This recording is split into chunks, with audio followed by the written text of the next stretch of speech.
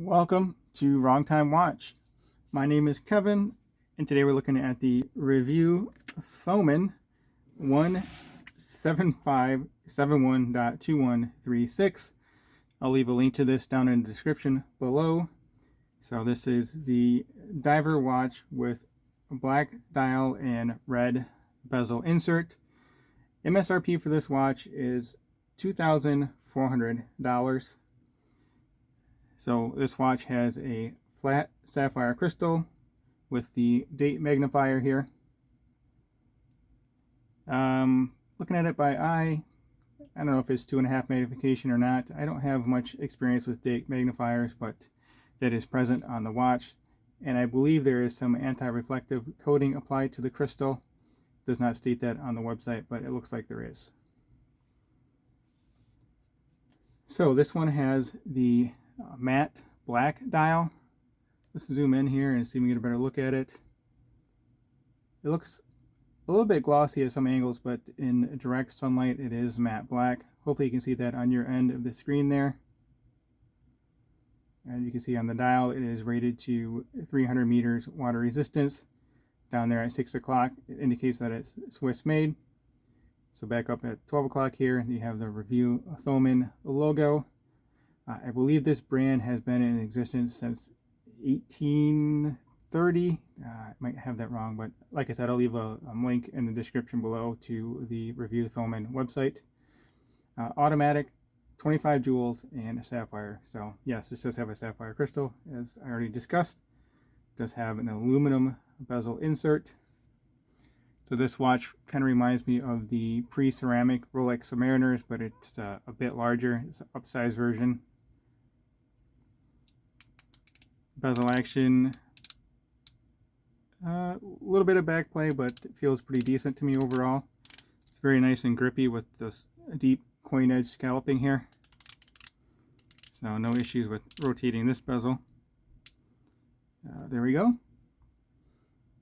We do have a Lume pip there at 12 o'clock, as you would expect with a 300 meter water resistant watch.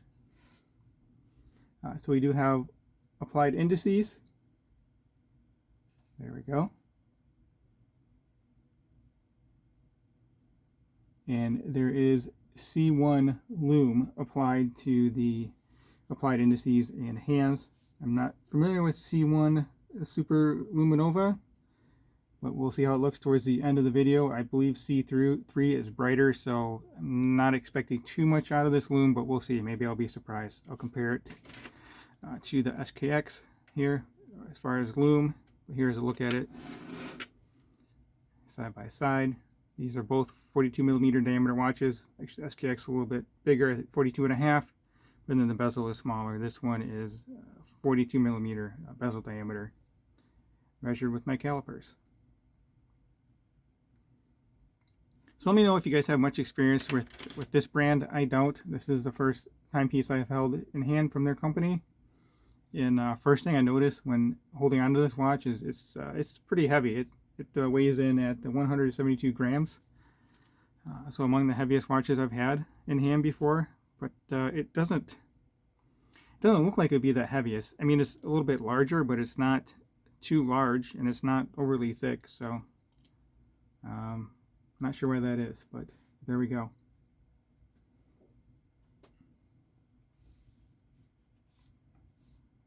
So it does have a Sellita SW200 automatic Swiss movement, hand winding.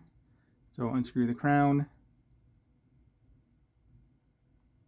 First click out, we're in hand winding. So you're winding up the movement, increasing the power reserve. Actually, I'm just threading it back down there. There we go. Now we're out in the hand winding. Then next click out will be the date set, which I'm not going to do right now because of the 10:10 position, and then all the way out. The second hand has stopped, so we're in time set and also hacking. So if you change the date when the hands are in between 10 and 2, you could potentially mess up the movement. So let's screw this back down. There we go. I like to back thread it a little bit and then forwards. You can feel it when you go past that thread engagement, and then you can screw it in. So yeah, screw down, signed crown, 300 meters water resistance. I have mixed feelings on signed crowns. Let me know what you guys think. If it has a logo, it doesn't matter the orientation, then I don't really mind it. But if the logo isn't oriented up and down, it kind of bothers me sometimes. I don't know, maybe not. Maybe just being too picky, but I don't really care if it has a signed crown. Now let's take a look at the case back and then we'll discuss the bracelet. Actually, here's a quick look at the bracelet here. It is a friction clasp, which I don't really care for. Sometimes they're hard to open, and then when they're easy to open, then they're easy to open and it could pop open on you, but this does have a safety clasp, so it's not really going to come off when you don't want it to. But anyway, here's a look at the case back. I've not seen this type of, not really a screw pattern, but a pattern here to remove the case. Also, you have the kind of a crown roll-like system on the perimeter here, so I guess two different ways to take off the case back. The thing I noticed though is how deep these notches are, or these voids. So it seems like a lot of this case back thickness is really unwarranted. So anyway, all right, let's read the case back. It says water resistant, 100 feet, 300 meters, sapphire crystal, and then Swiss made. Looks like perhaps a serial number. Nope, that's the model number 17571.2. And then all stainless steel. And then in the center there, Revue Thommen. Let's see, what else does it say? Swiss, okay, so there you go. Swiss watches since 1853. So I was a little bit off when I stated 1830 or whatever I said earlier in the video. So I did not know this brand has been around for that long. Okay, so we do have these negative end links, but they don't fully articulate, so not quite positive, but not quite negative either. And we do have solid end links, solid links. These are held in place with pin and collar for sizing, so I kept this on the current sizing. This watch was sent in by a subscriber. I'm actually listing this watch for sale as well, so if you're interested in purchasing this watch, send me an email and I'll put you in contact with the owner of the watch. So milled clasp here. This portion, the safety clasp, is stamped as they usually are, and then this portion is stamped as well. We do have 4 micro adjusts, but this does have a dive extension that comes almost all the way to there. So I don't know if that 4th micro adjust is usable or not. So actually, I'll pause the video and I'll see if I can move this forward real quick.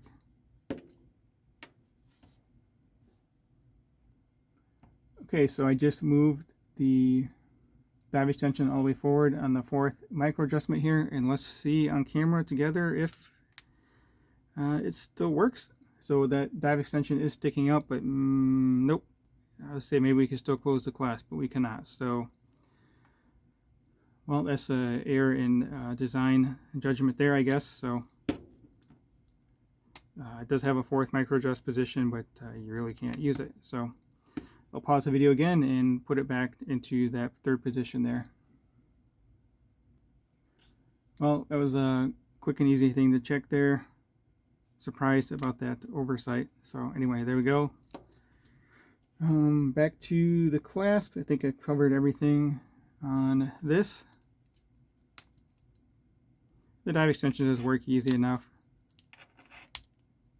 It's got to add at least another, geez, I don't know, 15 millimeter. It should probably be more than that. That's almost an inch. That's probably 25 millimeters of dive extension there. Okay, let's talk about the dimensions, and then I will get this on wrist here. I'll zoom back out a little bit. Oh, you know, the case, 316L stainless steel. It's polished on top. We only have brushing on the sides.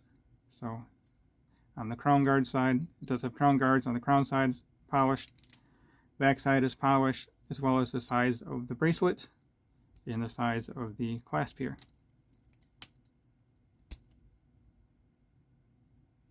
kind of reminds me of a Steinhardt case shape from the top and the side profile here.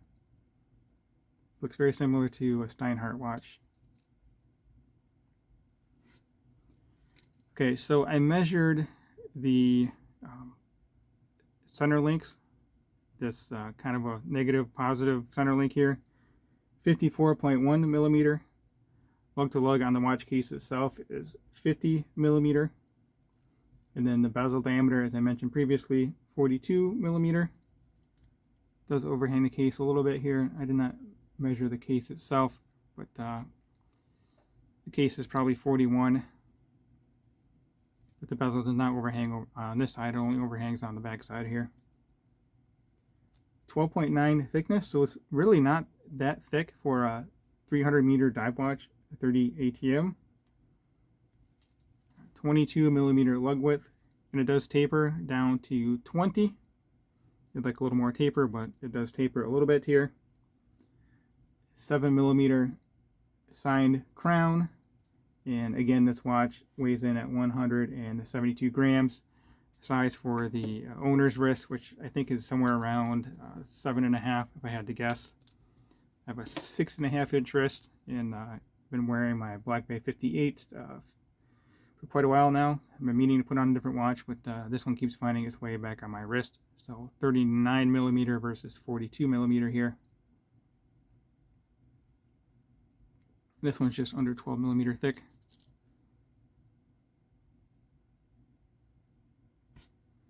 And here's the thickness compared to my SKX. This is about 13.5. So this one's right in between the two watches as far as thickness is concerned. All right, let me get this on wrist.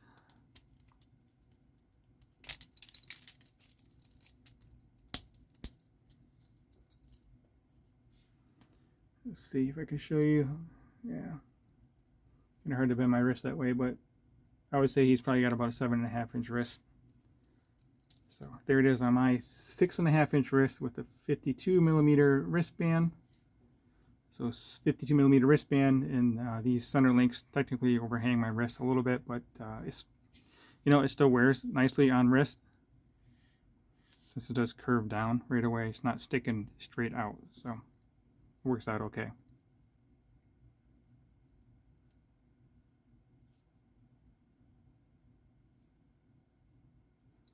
I actually don't own any watches with a red bezel.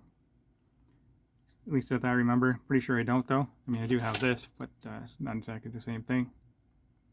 The Pepsi combination here.